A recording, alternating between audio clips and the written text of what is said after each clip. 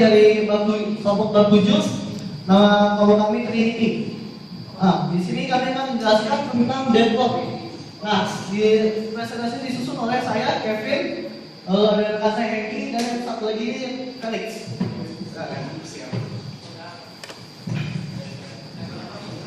Nah, pertama deadlock. Deadlock itu kalau kita bisa masuk di jalan buntu, lalu deadlock itu bisa terjadi apabila ada sebuah proses menggunakan satu sumber daya, lalu si proses itu menggunakan sumber daya lain. Nah, kebetulan sumber daya lain itu sudah digunakan oleh proses lain. Jadi si proses satu ini sedang menunggu sumber daya lain, dan si proses yang kedua tadi juga sedang menunggu sumber daya dari si proses satu tadi. Nah, maka karena proses yang menunggu itu disebut deadlock. Nah, ini contoh kasus pertama di kehidupan sehari-hari, kasus deadlock. Yang pertama, ada dua proses di sini ceritanya, mobil dari kiri ke kanan ke kiri. Nah, lalu si jembatan ini disebut sumber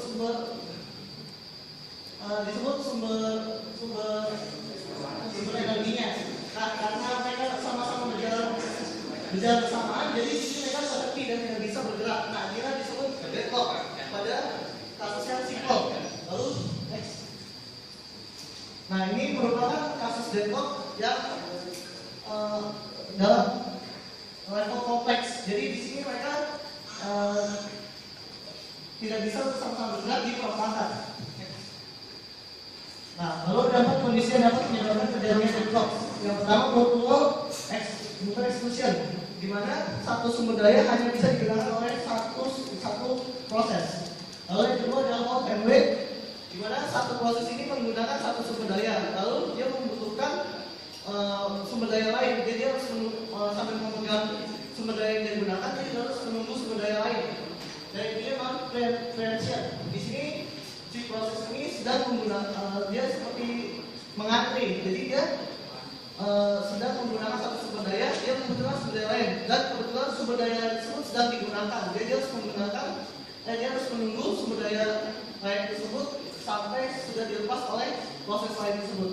Lalu ada circular wait, di mana ada dua proses dan dua sumber daya. Proses satu menggunakan sumber daya satu, dan proses dua menggunakan sumber daya dua.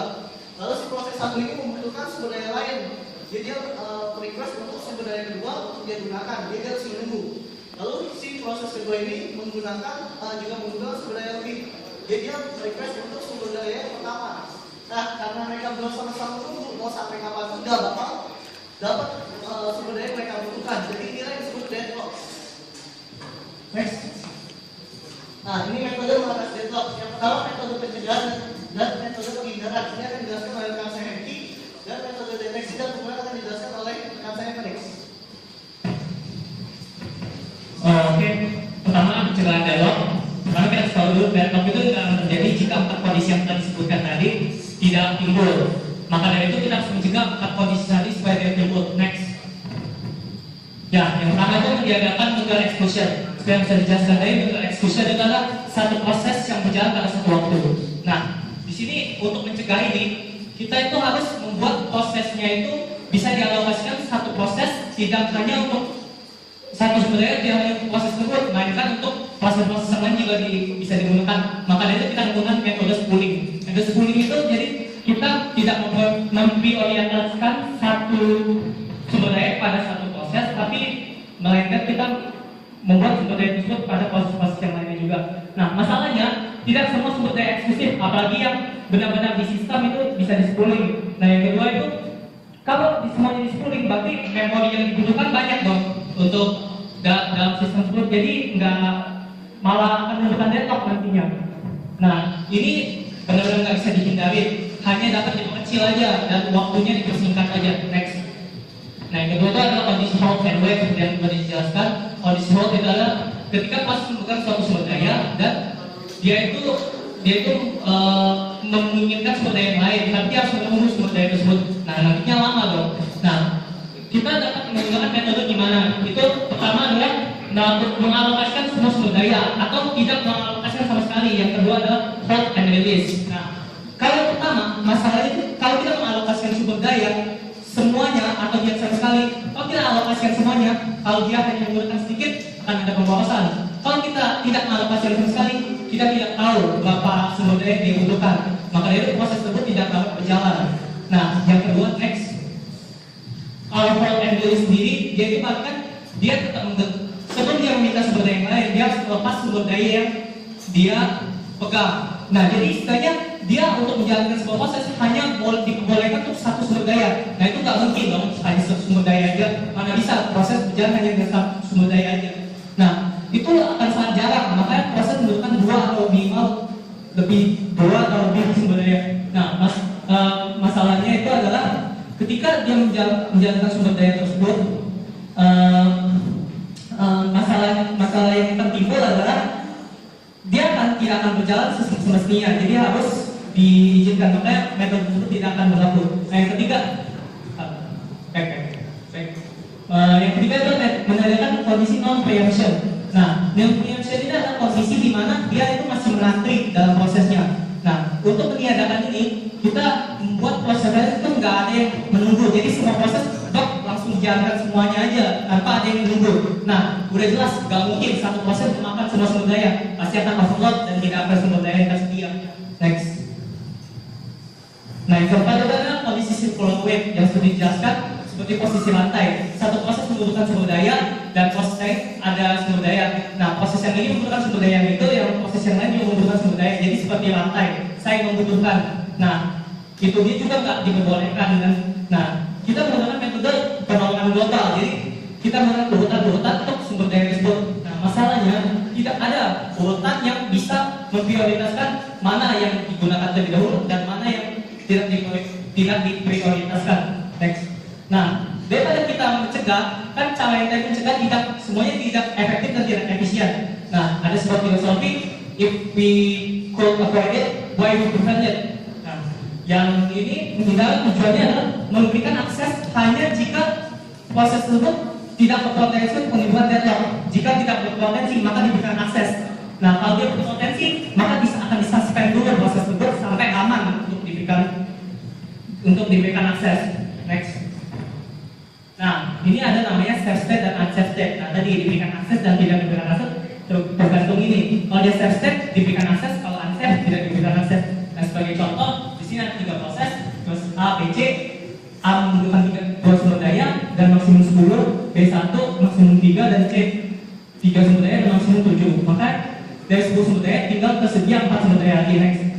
Nah, langkah pertama dia kan dari 3 sumber daya tadi agar efisien, dia itu menggunakan urutan-urutan. Jadi C dulu, C kan membutuhkan maksimum 7 dan tersedia 4 lagi. Jadi dari 3 dialokasikan 4 lagi ke C 7. Jadi C menjalankan proses sampai selesai. Lalu 7-nya kembali lagi seperti itu, 7 kembali lalu next. Yang 7 tadi yang tersedia kan yang B tadi ada 1 sumber daya, maksimum dia membutuhkan 3. Jadi yang 2 alokasikan aja 2 kepada yang B. Jadi yang B itu hanya 3 sumber daya semua dipakai sampai selesai. Lalu kembalikan ke main resource lagi. Main resource ada 8. Lalu menyelesaikan proses yang A. Proses yang A itu ada 8. Jadi 10 sumber daya diselesaikanlah proses yang A tanpa terjadi deadlock. Next.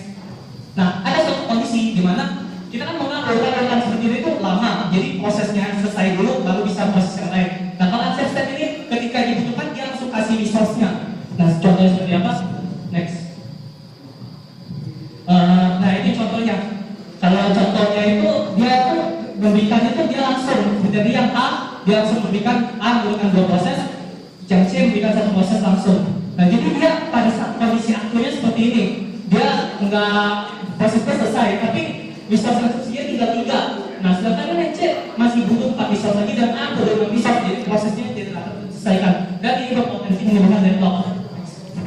Nah, yang ini algoritma Bentham oleh Dijkstra itu dia mengambil sebuah model suatu bank. Jadi dia itu mengambil semua kondisi mutual exclusion, hold and wait, dan no preemption. Ini kan memungkinkan sekali terjadi deadlock. Nah, tapi karena adanya safe state dan unsafe state tadi, dia jadi sistem hanya memberikan kondisi ini selama dia dalam safe state.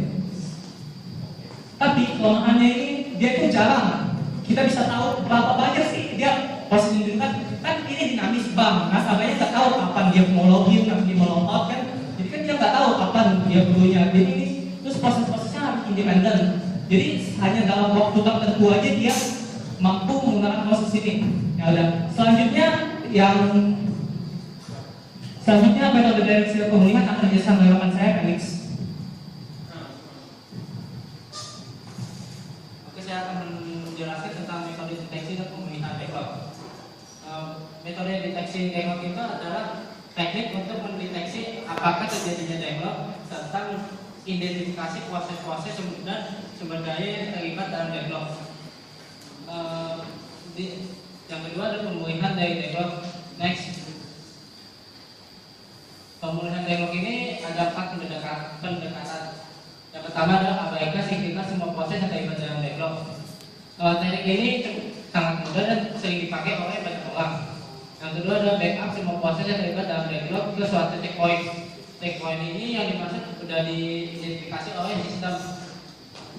Yang ketiga, secara pembuatan abaikan dan atau singkirkan proses sampai backlog tidak ada lagi. Serta secara pembuatan rem sumber daya sampai tidak ada backlog lagi. Yang ketiga, paling keempat ini ada kriteria yang digunakan untuk menghilangkan backlog. Yang pertama adalah waktu promosesnya paling kecil. Yang kedua, prioritas yang paling kecil, serta sisa mempunyai waktu estimasi yang paling terbesar. Yang di antara ini punya hal yang sangat harus perhatikan. Sistemnya itu sistem harus mengembalikan sistem-sistem yang telah diubah yang telah diubah sehingga diubah yang menyebabkannya yang DPG telah ditinggalkan ke keadaan semula, karena sistem jika dikembalikan semua sistem akan berjalan tidak sesuai dengan harapan. Sekian, terima kasih.